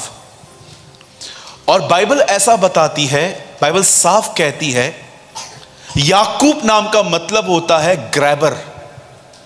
ग्रैबर का मतलब होता है अगर आपने उसे नहीं दिया तो वो आपसे छीन लेगा। एक और हिंदी वर्ड आता है चोर, लुटेरा। ये सब याकूब नाम के अर्थ हैं। मैं आपको बताना चाहता हूं, जब रिबेका ट्विंस लेके चल रही थी, दो जातियां थी, दो जुड़वा थे। अब जानते हो ये लोग अपने आप में लड़ते थे आपस में। इसे कहते हैं बॉर्न फाइटर, जन्म से लड़ाकू। याकूब उसे मारता था क्योंकि याकूब को पहले निकलना था। मैं आप में से हर एक को बताना चाहता हूं, हर जगह पर प्रॉब्लम वही लोग क्रिएट करते हैं जिनको बड़ा बनना है। जिनको छोटा बनना रहता है ना, वो कभी आपको प्रॉब्लम क्रिएट नहीं करेंगे। जिनको बड़ा बनना है ना, वो हमेशा प्रॉब्लम क्रिएट करेंगे। इसीलिए यीशु ने एक नया फॉर्मूला रखा, जो बड़ा बनना चाहता है वो छोटा बने पहले। अगर आप छोटे बन के बड़े नहीं हुए हैं तो आपके बड़प्पन में हमेशा आपको दिक्कतें आएंगी। लेकिन अगर आप छोटे बन के बड़े हुए हैं, आप नीचे आए हैं। आप देखिए फिलिप्पियों में लिखा गया है, यीशु खुदा की समानता में था पर वो मनुष्य बना, मनुष्य के बाद नौकर बना, और लास्ट में कुकर्मी के नाई बाइबल बताती है वो क्रूस पे मरा। यीशु को देखिए, वो हर तरह से डिक्लाइन हुआ, नीचे आया। कई जगहों पे अगर आप पूछेंगे कि उसका नाम क्या है तो कहेंगे जगत की ज्योति, जीवन की रोटी, मार्ग, सत्य, जीवन। पर मैं आपको बताऊं, यीशु ने कभी भी अपने ये नाम ज्यादा प्रोक्लेम नहीं किए थे। यीशु ने हमेशा अपना एक नाम बहुत ज्यादा प्रचार किया, वो था मनुष्य का पुत्र, सन ऑफ मैन। जानते हो इंग्लिश वर्जन्स में क्या लिखा गया है? Ordinary man. मैं एक साधारण व्यक्ति हूं। हम भी जानते हैं, आप भी जानते हो, सब जानते हैं वो ऑर्डिनरी नहीं था। यहां पर उसकी सच्ची अमीरी दिखती है। अमीर वो नहीं है जिसके पास बहुत पैसा, गाड़ियां और बंगलोस हैं। अमीर वो है जिसके पास ये सब कुछ है पर इस पे घमंड नहीं है। They are the true real rich people, जिनको घमंड नहीं है। आजकल कई बहनों से, भाइयों से पूछो, और कैसे हो? मेरे बच्चे कनाडा में पढ़ते हैं। तेरे से पूछा मैंने? यहां पर मैंने जगह ली है, यहां पर, यहां। क्यों बताते हैं आप? कोई पूछता है, आपको लगता है बुद्धिमान हो, आप मूर्खताएं कर रहे हैं। ये देख रहे हो, ये घर, ये पहले इतना था। अरे ओ नबूकनेस्सर, क्यों बता रहा है? बहुत सारे जो लोग होते हैं ना, आप देखिए, उनसे आप पूछो भी नहीं, अपनी सफलताओं के बारे में बताते रहेंगे। आप याद रखिए, धनवान का स्वर्ग के राज्य में आना कठिन जानते क्यों है? क्योंकि उसको अपने धन पे घमंड है। धन प्रॉब्लम नहीं है, धन पे घमंड प्रॉब्लम है। आप में से कितने लोग ये बात जानते हैं, इंसान को स्मार्ट और इंटेलिजेंट कौन बनाता है? परमेश्वर बनाता है। पर क्यों यीशु ने कहा, पिता मैं धन्यवाद करता हूं क्योंकि तूने ज्ञानी और समझदारों से ये बातें छुपा के रखी। क्या प्रॉब्लम है? प्रभु, ज्ञानी और समझदार भी तो आपने ही बनाया है। यस, मैंने बनाया है, लेकिन मैंने उन पे घमंड नहीं दिया था तुझे। जब परमेश्वर देखता है ना कि एक आदमी में स्पिरिचुअल प्राइड आ गया है। मैंने बहुत लोगों को देखा है जो खुद गुस्सा नहीं करते हैं, लेकिन जब उनके सामने कोई गुस्सा कर देना, मन ही मन से तुच्छ जानते हैं, इसको तो कुछ आता ही नहीं है। मेरे भाई, 100 फुट के गुस्से के खड्डे से निकल के तू 1000 फीट के घमंड के खड्डे में जाके गिरा है। यीशु ने कहा, धन्य हो तुम जब तुम तृप्त किए जाओ। और जानते हो उसके बाद क्या लिखा है? धन्य है वे जो दयावंत हैं। इट मींस जब तुम खुद तृप्त हो जाओ तो दूसरों के साथ दया से व्यवहार करना। कई बार ऐसा होता है, आपने देखा होगा। बाइबल ऐसा बताती है, याकूब बड़ा बनना चाह रहा था, और जैसे वचन कहता है ये उसकी ख्वाहिश पूरी नहीं हुई। जैसे वो बाहर निकला, वो सेकंड आया बाहर। पहला उसका भाई एसाव आया। उन दिनों में बड़े बेटे को कुछ हक होते थे, अधिकार होते थे। बाप की प्रॉपर्टी के बाद सब कुछ चाबियां उसके पास रहती थी। याकूब एक दिन ये सब बातें जानने के बाद अपने भाई को उससे ठग लिया। उसके भाई को इन चीजों की वैल्यूज नहीं पता थी। और बाइबल बताती है, एक दिन ऐसा हुआ कि ऐसा बड़ा भूखा प्यासा घर पे आया और याकूब ने उससे कहा, मैंने कुछ बनाया है, यू वांट टू ईट? तेरे चाहिए खाने के लिए? बोलता है, हाँ मुझे चाहिए। अपने पहलोटेपन का अधिकार मुझे दे दे। और बाइबल ऐसा बताती है, listen to me very carefully. अगर बाइबल के अंदर ऐसे दो लोग अगर आपको मैं ढूंढने के लिए कहूं कि ढूंढो किन्हें पश्चाताप करने का मौका नहीं मिला, तो मैं आपको बताना चाहता हूं, एक है शैतान और दूसरा है एसाव। इन दोनों को कभी पश्चाताप करने का मौका नहीं मिला। यूहन्ना की इंजील में यीशु कहता है इस संसार का शासक दोषी ठहराया गया है। आप जानते हो एक शैतान ही है जिसके लिए प्रभु ने कहा वो दोषी ठहर चुका है, दैट्स इट, खत्म। और एक दूसरा व्यक्ति है जिसे बाइबल बताती है एसाव, आंसू बहाने पर भी वचन कहता है उसको मन फिराव का मौका नहीं मिला। सारी बाइबल में यह बात लिखी गई है, मैंने एसाव को अप्रिय जाना, अनलव्ड। इंग्लिश में लिखा गया है अनलव्ड, एक ऐसा व्यक्ति जिससे प्रेम नहीं किया जा सकता। वचन कहता है जब एसाव ने अपना पहलोठापन उसको दे दिया, याकूब को पता था कल न परसों उसकी आंखें खुलेंगी और ये मुझ पे मारेगा। और जानते हो इस घर के अंदर इतने कंफ्यूजन हैं। आप देखिए, इसहाक को पसंद है एसाव, रिबेका को पसंद है याकूब। आप जानते हैं अपने घर के माहौल को खराब करने का सबसे अच्छा तरीका रहता है पक्षपात करना। पक्षपात, पार्शियलिटी। मैंने बहुत सारे घरों में देखा है पार्शियलिटी बहुत होती है, इवन कलीसियाओं में भी देखा है। अमीर को बहुत अच्छी जगह मिलती है, गरीब सड़ता रहता है। पढ़े लिखे लोग पढ़े लिखों से ही बात करते हैं कलीसिया में, इलिटरेट लोगों से बात नहीं करते। यह बात अभी की नहीं है। याकूब अपनी पत्री में कहता है कोई तुम्हारे बीच में अच्छे कपड़े पहन के आता है तो बोलते हो चेयर पे बैठो, और कोई गंदे कपड़े पहन के आता है तो बोलता है नीचे बैठो। तो क्या तुम पार्शियलिटी नहीं करते? मैं अपने कलीसिया में बहुत बार सबसे पहले उन लोगों से बात नहीं करता जो बहुत ही मेरे साथ फेथफुल और रिच हैं। मैं कई बार अपने कलीसिया में उन लोगों से बात करता हूं जो बेचारे देहात से आते हैं, देहाती, जिन्हें पढ़ना लिखना, जिनको अंगूठा करने के लिए आता है। मैं उनसे जाके मिलता हूं। मुझे कई बार परमेश्वर कहता है इनसे मत मिल, पहले उनसे मिल। सुना है ना आपने इब्राहिम, इसहाक और याकूब का परमेश्वर। कितने लोगों ने यशाया में यह सुना है, अनाथ, विधवाएं और परदेशियों का परमेश्वर, the god of widows, orphans and foreigners. कई बार मैंने देखा है हमारे बॉम्बे में जब बेचारे बाहर से लोग आते हैं ना, यूपी से, गरीबी में बेचारे जॉब करने के लिए आते हैं, उनके साथ इतना गंदा व्यवहार करते हैं, ठगते हैं। 50 रुपए का वो रिचार्ज करवाने के लिए जाते हैं, उनको 20 रुपए का बैलेंस डाल के उनको बोलते हैं हो गया। याद रखिएगा, अगर कोई आपसे कम लाइफस्टाइल जीता है और अगर आप उसके साथ गलत कर रहे हो तो मैं आपको बताना चाहता हूं यह आपको भारी पड़ सकता है। याकूब कहता है जिन लोगों की मजदूरी तुमने रख ली है उनकी दुहाई सेनाओं के प्रभु तक पहुंच गई है।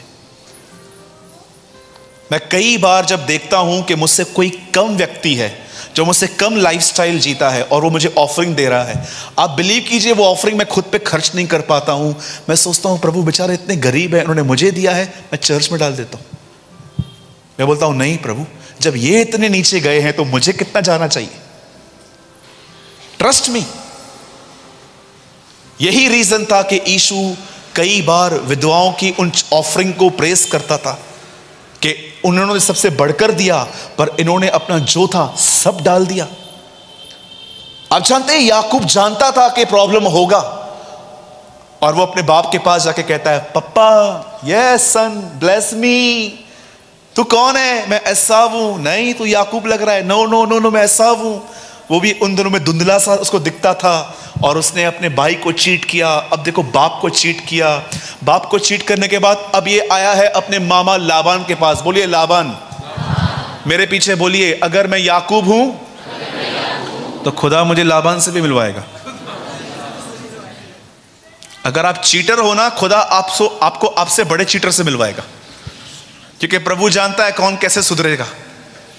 ये उसका चीटर था, ये ऐसा था। इसने अब इस बंदे को किससे प्यार हो गया? बोलो प्यार हो गया। हाँ, इसको एक लड़की से प्यार हो गया, उसका नाम था राहेल, रचन। अपने मामा को बोलता है, मामा, बोलता है क्या हुआ, मुझे तेरी लड़की चाहिए। मामा ने बोला ठीक है 7 साल काम कर। 7 साल लड़की के लिए काम किया। भाइयों, शर्म आनी चाहिए उसको। जॉब करता, कुछ बन जाता। कभी मत करना ये गलतियां, पाने लड़की को पाने के लिए 7 साल। सो फुलिश। 7 साल काम किया। और उसका मामा भी इतना शाना था, मैं आपको बताना चाहता हूं, उसकी शादी मालूम है कभी कराई? रात को। बाइबल की पहली शादी है ये, रात को हुई। रात को इतना मोटा घूंघट लड़की पे डाल के दे दिया। और जब सुबह उठा तो उसने क्या देखा, ये तो कोई और है। ये लिया थी, धुंधली सी दिखती थी। इसे कहते हैं दिखा के हॉलीवुड दिया बॉलीवुड। आपको पता है उसने उसको दिखा के क्या किया? अगले दिन वो हैरान हो गया, मामा ये तूने मेरे साथ क्या कर दिया? मामा बोलता है क्या हुआ, फिर क्या चाहिए? मुझे राहेल चाहिए। और 7 साल काम कर। वहां पर एक बहुत सुंदर लाइन लिखी है, राहेल के प्यार में याकूब को 7 साल भी छोटे लगे। जो यीशु से प्यार करते हैं ना, उनको अनंत जीवन भी छोटा पड़ने वाला है। वो जो हमेशा की जिंदगी है, उनको वो भी छोटी लगेगी जो उससे प्यार करते हैं। अब 7 साल और काम किए। अब जानिए, अब याकूब के पास 2 बीवियां हैं। बोलो 2 बीवियां। मैं भाइयों से कहना चाहता हूं, आपकी एक ही होनी चाहिए। आप चुप रहिएगा, मुझे इनसे कोई कन्फेशन करवाने दो। बोलिए, अपनी अपनी पत्नी से प्रेम करो। देखो निकल रहा है, किसके मुंह से नहीं निकल रहा है? जोर से बोलिए। जो नहीं बोल रहे हैं कुछ तो खोट है। लिखा है अपनी अपनी पत्नी से प्रेम करो। इसके बाद 2 हैं, 2 वाइफ्स। आप में से कितने लोग के बात जानते हैं, इस 2 वाइफ में से उसको 12 बच्चे थे। आजकल 1-2 भी बहुत हो जाता है ना। पहले क्रिकेट टीम बनाते थे। एक भाई आया मेरे पास, बदर मैं कितने बच्चे पैदा करूं? मैंने बोला वो उत्पत्ति में लिखा है ना, फलो फूलो, ये तेरे लिए नहीं है, वो आदम के लिए था, वो एक अलग स्टेट थी। अब तू उतने ले जितनी तेरी हैसियत है। उन दिनों में क्रिकेट टीम बनाते थे, फुटबॉल टीम बनाते थे, 12-12 बच्चे, 15-15 बच्चे, 20-20 बच्चे होते थे। अब इस आदमी ने 12 बच्चे पैदा कर दिए। उस 12 बच्चों में सबसे याकूब का प्रिय था यूसुफ। क्यों यूसुफ उसका प्रिय था? क्योंकि यूसुफ पहला बच्चा था जो उसको राहेल से पैदा हुआ था। अब आराम से पढ़ के देखिएगा, पहले के 10 बच्चे उसे लिया से हुए थे, लेकिन राहेल से उसका पहला बच्चा पैदा हुआ, वो यूसुफ था। इसीलिए उसकी जो फेवरेट वाइफ से पैदा हुआ, उसको वो बड़ा प्रिय था। और आप जानते हैं, अब 12 बच्चों को, 2 बीवियों को, दास दासियों को लेकर जब वो वापस अपने गांव की तरफ जा रहा था, तब लिखा है उसे एक खबर मिलती है।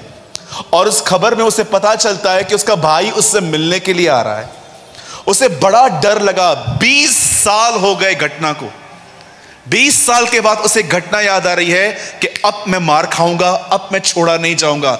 तब जानते वो क्या करता है? 2 ग्रुप बनाता है। आगे अपनी वाइफ को रखता है, पीछे खुद को लिए आता है, और वो कहता है अगर पहले झुंड पे हमला हो रहा है तो मैं भाग जाऊंगा। वहां पर जानते क्या लिखा है? याकूब अत्यंत बड़ा सोचकर, डर कर घबरा गया। मैं आपको बताना चाहता हूं, यहां पर ध्यान दीजिएगा, जो मैं आपको समझा रहा हूं, it's very important for you. मुझे नहीं पता है कि फिर खुदा कब मुझे यहां ले आए, लेकिन आज इस बात को समझिए। आप जानते हैं, जब आगे चल के एसाव उससे मिला, तो एसाव ने उसे कुछ भी नहीं किया। एसाव ने उसे गले लगाया, उसे चूमा, उसे क्षमा किया। अब मुझे बताइए, यहां पर जो लिखा गया है डर, बहुत सोचना, लेकिन आगे क्या हुआ? कुछ अलग ही बात हुई। मेरे भाइयों, मेरी बहनों, इस बात को याद रखना। मैं सिर्फ इस बात को समझाने के लिए आपको इतना पीछे से लेकर आया हूं। आपकी सबसे बड़ी प्रॉब्लम बाहर नहीं है, आपकी सबसे बड़ी प्रॉब्लम है अधिक सोचना। कई सारे लोग जो हैं, उनको यह बात समझ में नहीं आती है कि आपका सबसे बड़ा प्रॉब्लम जानते क्या है? आपकी सोच। कुछ लोग जो रहते हैं ना, सारा दिन उनका दिमाग चलता ही रहता है। Whole day thinking thinking thinking thinking, सोचना सोचना सोचना। अब हमारे बॉम्बे के रास्तों पे आइए, कभी कभी लोग बीच में से चलते हैं, उनको हॉर्न दे दे के आप थक जाओगे, हटो हटो हटो, उनको हॉर्न नहीं सुनाई देता। जानते हो क्यों? क्योंकि उनका दिमाग कहीं और बिजी है। चिता मुर्दे को जलाती है, चिंता जिंदा को जलाती है। मैं आप में से हर एक से पूछना चाहता हूं, जितने भी लोग यहां पर बैठे हैं, क्या सोचते रहते हैं आप सारा दिन? ये आदमी क्या सोच रहा है? मैं मार खाऊंगा, मैं पिटूंगा, मुझसे बदला लिया जाएगा। कुछ नहीं हो रहा है ऐसा। परमेश्वर ने उसके लिए सब कुछ बदल दिया। कई बार आप देखिए हम क्या क्या सोचते रहते हैं, मेरे पति का किसी के साथ अफेयर तो नहीं है, अरे ये तो नहीं है, अरे ये हो गया तो, ये हो गया तो। मैंने देखा है बहुत सारी दवाइयां जो आपके घर में पड़ी हुई है ना, वो सिर्फ आपके सोचने के कारण है। सोच सोच सोच सोच। विलाप गीत में लिखा है, मैं सोती थी पर मेरा मन जाग रहा था।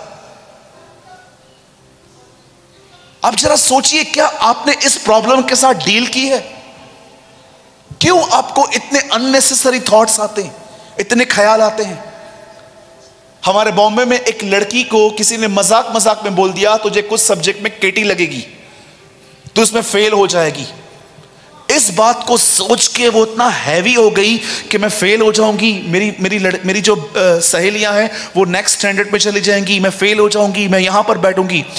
उस लड़की का रिजल्ट आने वाला था, रिजल्ट के 6 घंटा पहले उसे सुसाइड किया, और जब रिजल्ट आया तो वो पास हुई थी। Trust me. यीशु ने कहा, यह मत कहना क्या खाएंगे, क्या पिएंगे, क्या पहनेंगे। मैंने देखा है आजकल लोग है ना, एक झूठी स्माइल लेके मुंह पे चल रहे हैं, इनसाइड डिस्टर्ब है। सारा दिन अपने घर में किसी के व्यवहार को देखते रहते हैं, ये कब सुधरेगा, ये कब सुधरेगा, ये कब सुधरेगा, ये कब सुधरेगा, ये कब सुधरेगा। अरे आपके फोकस करने से वो थोड़ी ना सुधरने वाला है। मैंने देखा है बहुत सारे घरों के अंदर उनका फोकस ही गलत है। याकूब अत्यंत सोचकर, डर कर, लिखा है वो डर गया। आप जानते हो इन दिनों में हमारी सबसे बड़ी प्रॉब्लम गरीबी नहीं है, इन दिनों में हमारी सबसे बड़ी प्रॉब्लम बीमारी नहीं है, इन दिनों में हमारी सबसे बड़ी प्रॉब्लम है अधिक सोचना। इस चीज की वजह से कितने लोग खत्म हो गए। फेमस लोगों ने सुसाइड किया बॉम्बे में, सिर्फ अधिक सोचने की वजह से। होल डे चलता रहता है। 28 की हो रही है, 29 की हो रही है, 30 की हो रही है, कब होगी शादी, ये होगा वो होगा। मैं आप में से हर एक को एक बात समझाना चाहता हूं। मुझे नहीं पता है आप में से कितने लोग ये बात समझ पाएंगे कि नहीं। आप जानते हो जब दाऊद लड़ने के लिए गया गोलियत से, तो वो क्या बोल के गया? ये खतना रहित पलिश्ती हमसे लड़ेगा। खतना रहित का मतलब क्या होता है?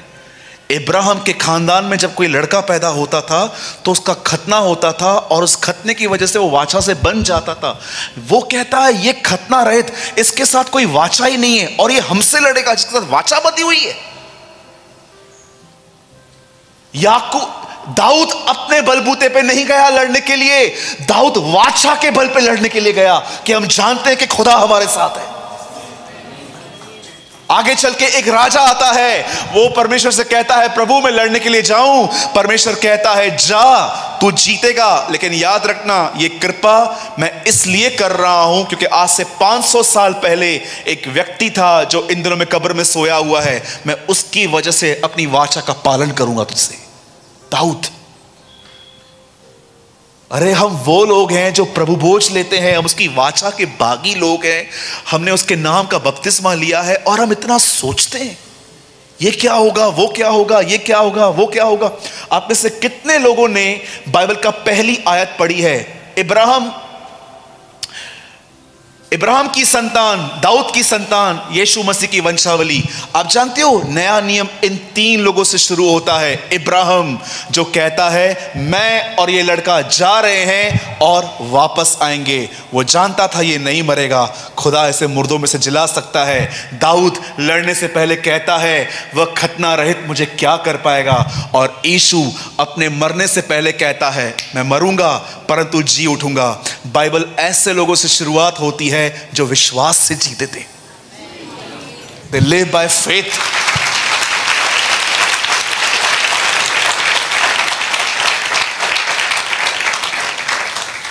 In these days, हर दिन आधा घंटा अलग करो, प्रभु के पैरों पे बैठो, उसको बोलो मैं ये आधा घंटा प्रेयर नहीं करने वाली हूं, न मैं बाइबल पढ़ने वाली हूं। ये आधा घंटा स्पेशल ट्यूशन आपके साथ है। मुझे सिखाइए विश्वास से कैसे जिया जाता है, सीखिए। अदरवाइज आपकी सोच आपको मार देगी। ट्रस्ट में आपकी सबसे बड़ी प्रॉब्लम बाहर नहीं है, आपकी सबसे बड़ी प्रॉब्लम आपकी सोच है। आप क्या सोचते हैं, और अगर नेगेटिव सोचते हैं तो इट्स वेरी डेंजरस। मैं एक आखिरी बात बता के मैं खत्म कर रहा हूं यहां पर। सुनिए, मेरे हाथ में ये पवित्र शास्त्र है, बाइबल है। मैं आपको सच कहता हूं, विदाउट प्रेयर मैं इसे कभी टच नहीं करता। जब भी मैं इसे खोलता हूं मैं सबसे पहले प्रेयर करता हूं, और मैं प्रभु को हमेशा कहता हूं आप इसके लेखक हैं, आपसे अच्छा इसे मुझे कोई नहीं समझा सकता।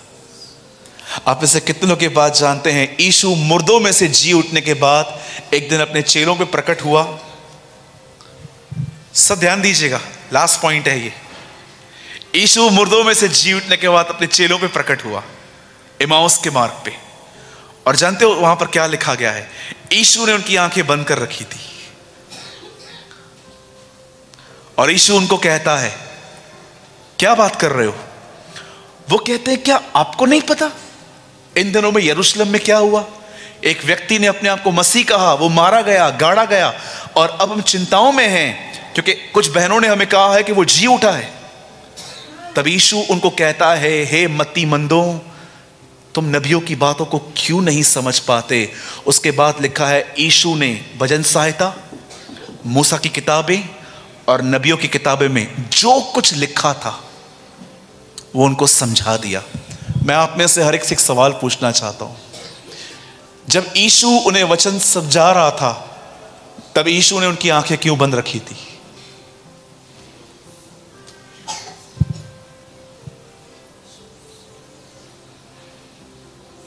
जब यीशु उनको वचन समझा रहा था तब यीशु ने उनकी आंखें क्यों बंद रखी थी?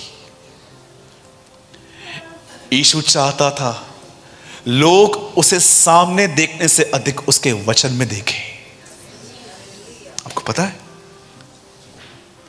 अगर इस मंच पे अगर कोई यहां पर खड़े होकर कहे आखिरी रात मैं यीशु से मिला, आप बोलेंगे वाह, प्रेज द लॉर्ड, यह आदमी यीशु से मिला।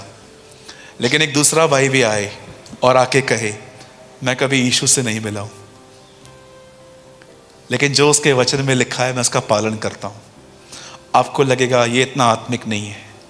जानते यीशु ने थोमा से क्या कहा? तूने मुझे देखकर विश्वास किया, पर धन्य है वह जो बगैर देखे मुझ पे विश्वास करता है।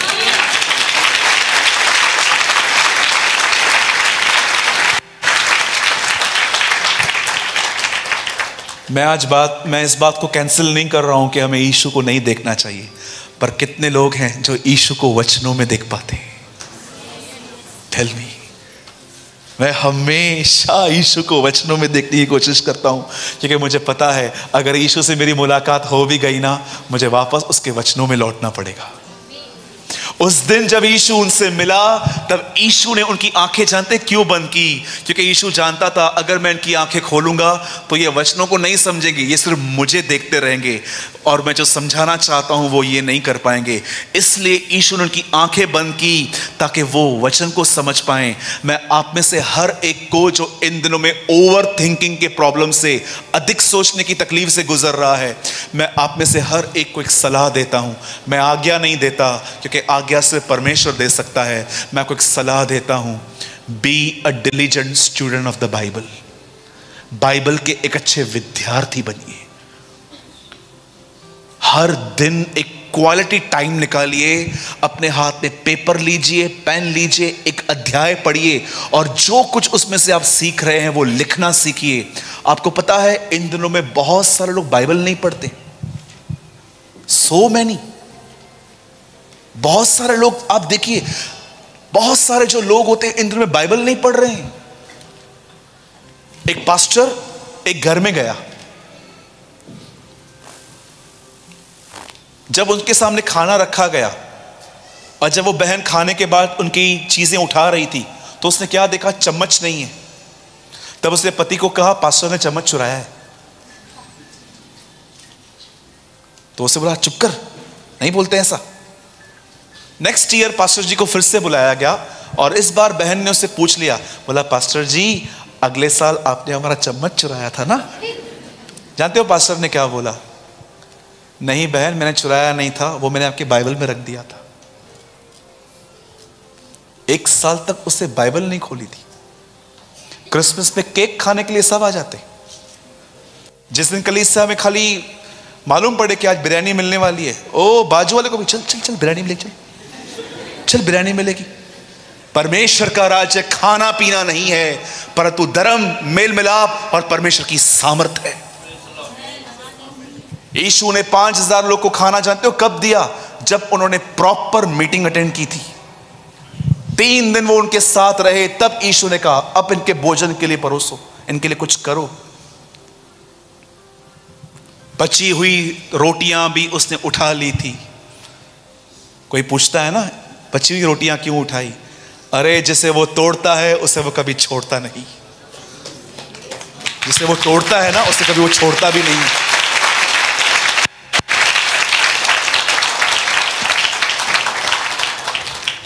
मैं आप में से हर एक को कहना चाहता हूं, कोई शॉर्टकट नहीं है। प्लीज मीटिंग के बाद आप मुझे ये मत बोलना मेरा मन भटकता है। आप मेरे लिए हाथ रख के प्रार्थना करो। मेरे हाथ रखने से कभी आपका मन भटके, ऐसा नहीं होगा। यीशु ने ये नहीं कहा कि ठीक है कि मटके खाली हो गए हैं ना, डोंट वरी, रहने दो। यीशु ने कहा पहले पानी भरो, पहले पानी भरो। अगर आप चाहते हो ना कि परमेश्वर आपके भीतर काम करे, आपकी इनसाइट लाइफ में, ही नीड योर कोऑपरेशन। दाखरस यीशु ने बनाया, पर बाइबल बताती है पानी सेवकों ने भरा। 5000 लोग को यीशु ने खिलाया, लेकिन 2 मछली 5 रोटी एक बच्चे से ली गई। लाजर को तब जिलाया गया जब लोगों ने पत्थर हटाया। आप देखिए नया नियम का हर चमत्कार तब हुआ जब लोगों ने कोऑपरेट किया।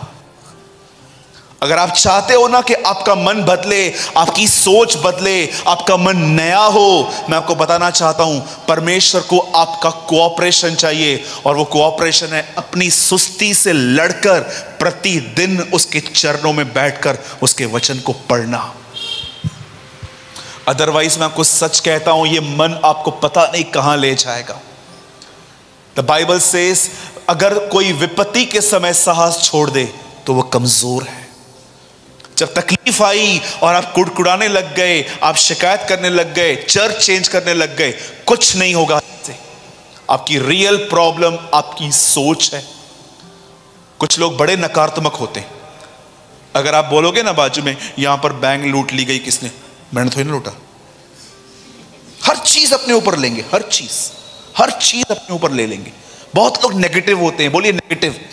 बहुत लोग नेगेटिव होते हैं, नकारात्मक सोच, उसकी वजह से वो सफर करते रहते हैं। आप में से कितने लोग शिमोन जादूगर को जानते हैं? किसने पढ़ा है शिमोन जादूगर के लिए बाइबल में?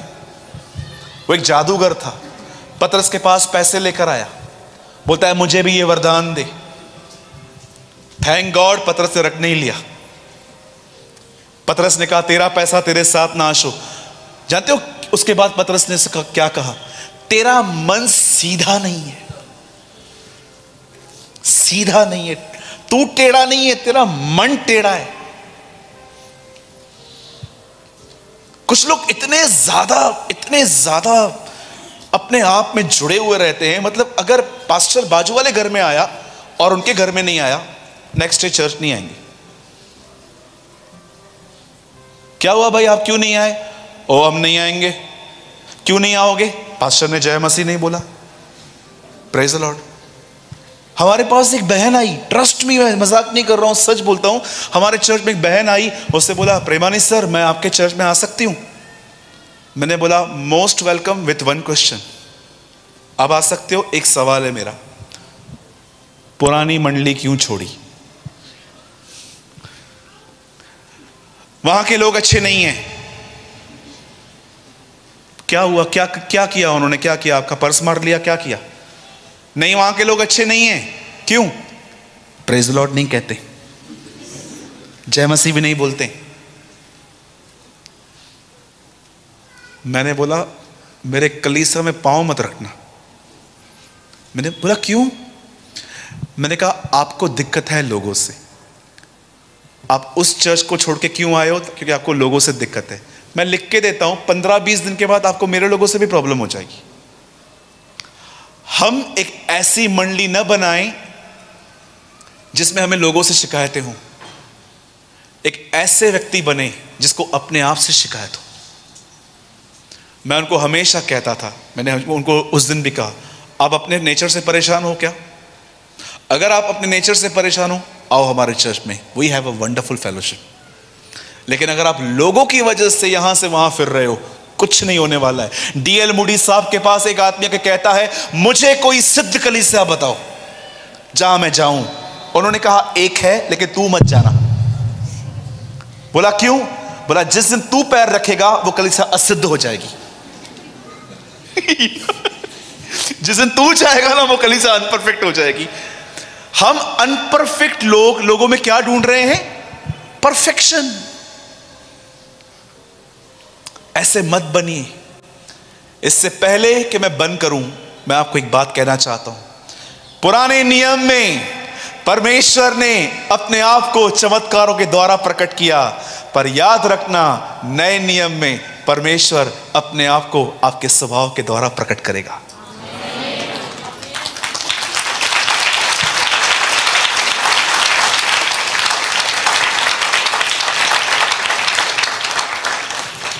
कभी बिलीव मत करना कि मिनिस्ट्री यहां से होती है। मैं नहीं करता हूं। जानते हो रियल मिनिस्ट्री कब स्टार्ट होगी? जब मैं माइक छोड़ दूंगा, जब मैं यहां से हटके अपनी प्लेस पे बैठ जाऊंगा, यहां से गुजरूंगा, जिस घर में मुझे ठहराया गया है वहां पर मेरा चाल चलन मेरी मिनिस्ट्री है। ये तो बहुत आसान काम है। मैं कल रात को बता रहा था किसी को, एक आदमी ने 7 घंटे प्रचार किया। प्रचार करने के बाद जब वो नीचे उतरा तो लोगों ने उसको बोला क्या प्रचार किया साहब आपने? Praise the Lord. बोला क्या प्रेज द लॉर्ड? मैं बिलीवर नहीं हूं। मुझे बोलने का शौक है, मैं बोलता हूं।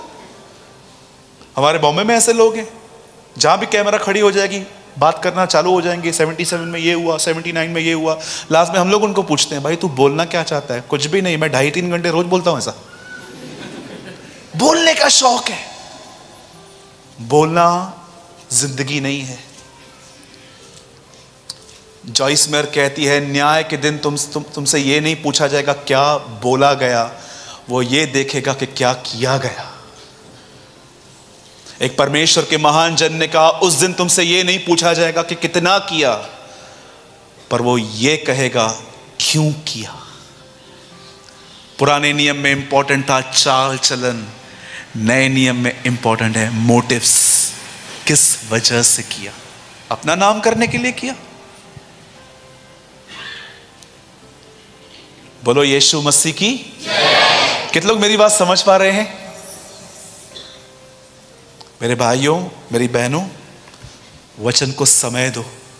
मोबाइल से बाहर निकलो, कुछ नहीं मिलेगा आपके मोबाइल में। बाहर निकलो। मेरे पास और 5 मिनट देंगे आप? मैं कुछ बोलूं? पक्का? बाइबल बंद कर दो, सब बाइबल बंद कीजिए। मैं आपको एक अद्भुत बात बताता हूं, आप सब बहुत आशीषित होंगे इससे। ध्यान दीजिएगा प्लीज। सब बाइबल बंद करो और सब सामने देखो। Thank you. सुनिए, दिसंबर में 2020 दिसंबर में मैंने प्रेरितों की किताब को 8 बार पढ़ लिया।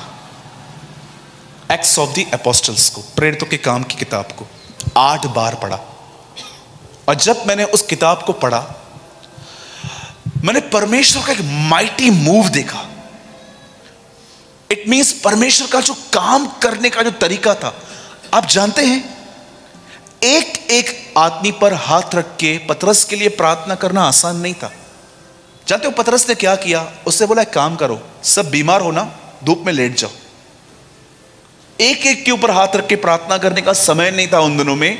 पतरस ने उनको कहा आप सब लोग लेट जाओ। और जब पतरस वहां से गुजरा तो उसकी छाया जिन पर पड़ी वो सब चंगे हो गए।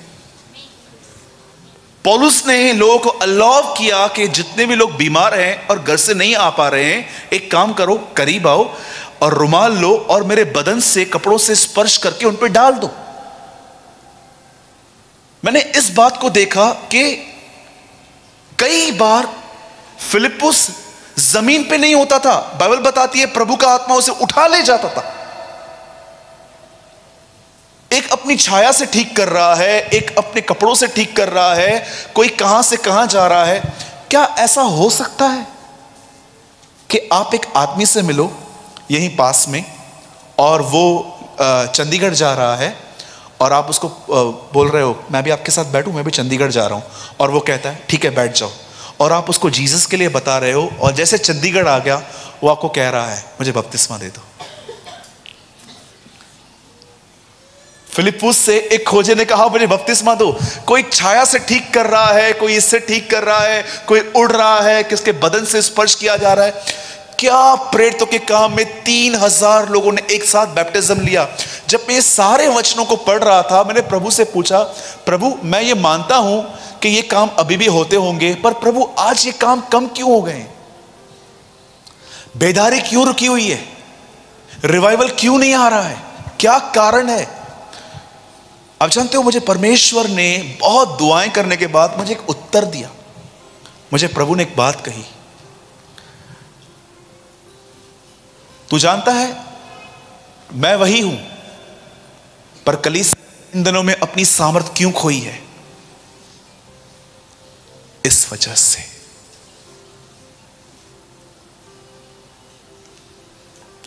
रीजन,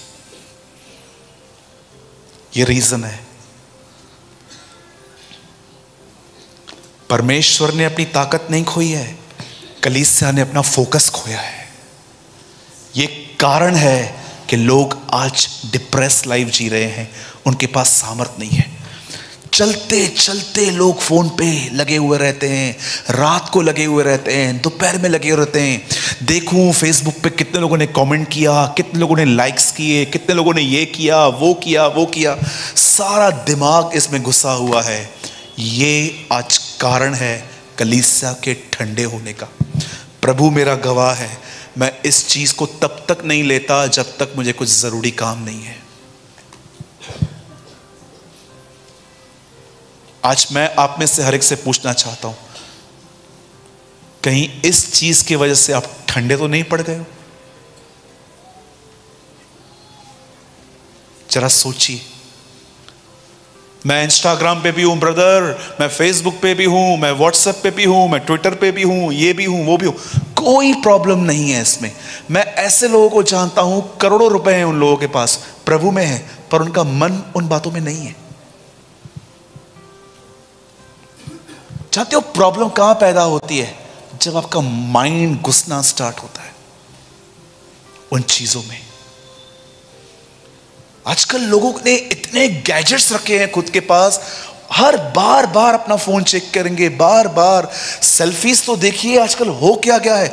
मैंने एक बहन ने मुझे बताया, बोला मेरे पास मेरे 10,000 फोटोज हैं। मैंने कहा आ तुझ में से दुष्ट आत्मा निकालू।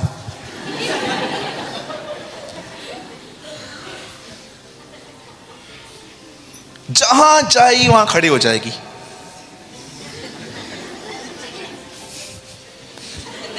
जहां खड़ी हो जाएगी, जहां देखेगी जुबान ने, अरे क्या गाय भैंस, क्या मतलब क्या है क्या, वहां खड़े हो जाएंगे। और कुछ लड़कियां इतनी बेशर्म है, मैं आपको बताना चाहता हूं मसीह लड़कियों की बात, जब वो फोटोज निकालती है ना, उनका बेली बटन तक दिखता है।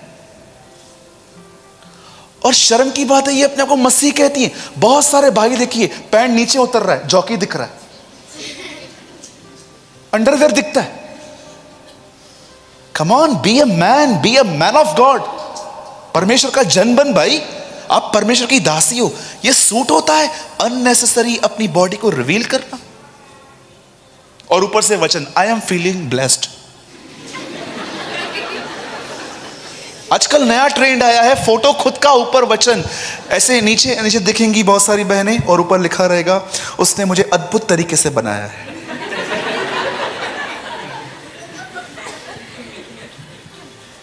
मेरी बहन, किसी अनॉइंटेड व्यक्ति से संभल के मिलना, 10-12 दुष्ट आत्माएं जरूर निकालेगा। और ये जो भाई लोग हैं, आजकल नया ट्रेंड आया है, पतली दाढ़ी, इधर से झाड़ी, फिर इधर से पतली। ऐसा लगता है तेरे ऊपर से कोई रोड रोलर गुजरा है। Be a simple man. आपकी सादगी ही आपकी खूबसूरती है। यीशु को देखिए, यशायाह 53 में क्या लिखा है, जब हमने उसकी ओर देखा तब उसमें कोई सुंदरता नहीं थी। आप जानते हो, इतने एक्टर्स को बनाने वाला जब खुद आया तो साधारण तौर पे आया, सिर्फ ये बताने के लिए खूबसूरती फेस पे नहीं दिल में होती है।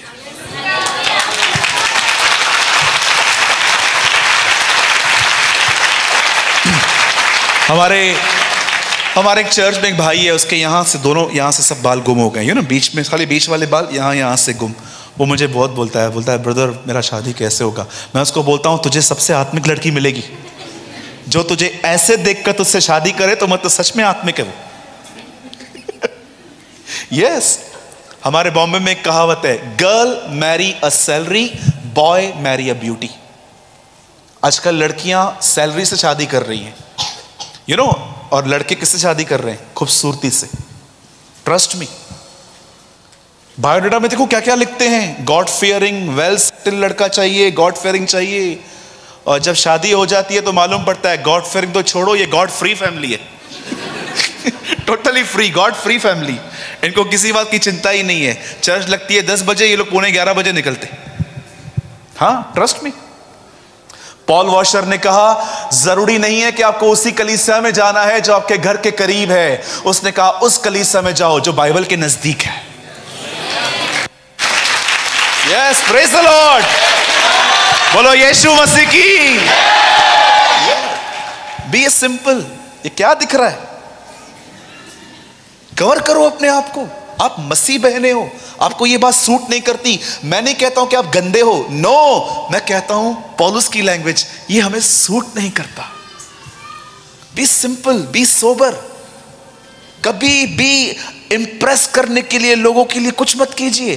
पौलुस कहता है मनुष्य की बड़ाई के लिए नहीं, पर जो करो प्रभु के लिए करो। यस,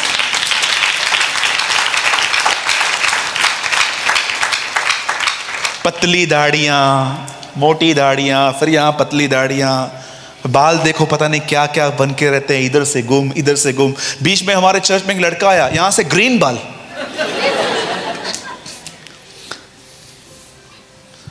ग्रीन बाल यहां से। मेरे को लगा मुर्गियों के साथ संगति करता है।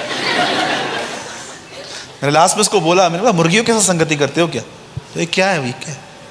अरे भाई सिंपल होके चर्च में आओ, क्यों चाहते हो पब्लिक आप पे हंसे? इनको लगता है ये स्मार्ट दिख रहे हैं। स्मार्ट नहीं, तुम मूर्ख दिखते हो। तुम्हें लगता है लोग तुम्हें स्मार्ट समझते हैं, लोग हंसते हैं इन चीजों पे, हम पे।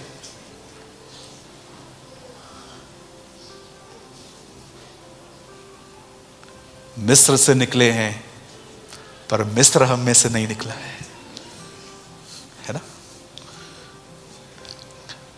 मैं आज पास्टर जी से बात कर रहा था इन दोनों बहनों के लिए जो वर्शिप कर रही थी। मैं पास्टर जी को बोल रहा था, ब्रदर आप बहुत ब्लेस्ड हो, खुदा ने आपको बहुत अच्छे लोग दिए हैं। मेरे डैड इन दोनों बहनों को बहुत लाइक करते हैं। मेरे डैड मुझे हमेशा बोलते हैं कि वो दो बच्चियां आती हैं पास्टर जी के चर्च में, बड़ा अच्छा मिनिस्ट्री।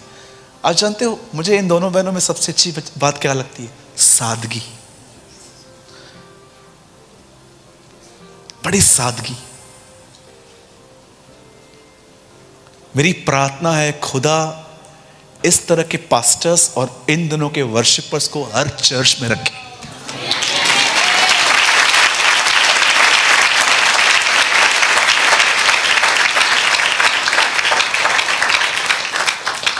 एक दिन मैं नागपुर की एक चर्च में गया। जैसे मैं वहां पर खड़ा हुआ, यहां से रेड लाइट, यहां से ग्रीन लाइट, तो मैंने बोला क्या डांस करना है क्या? ये क्या है?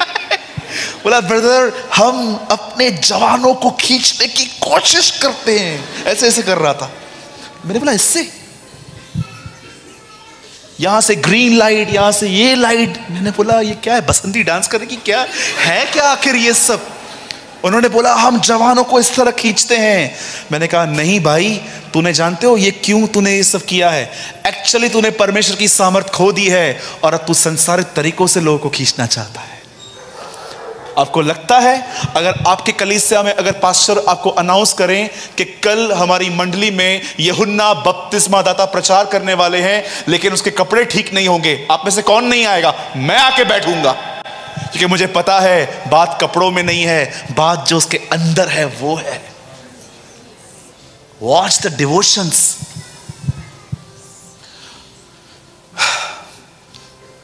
मैं इस विषय को यहां पर खत्म कर रहा हूं।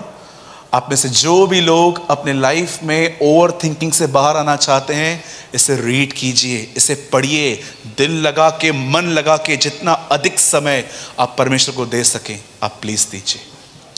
मैं चाहता हूं पास्टर जी आगे आएं और प्लीज आप माइक संभालें। Thank you.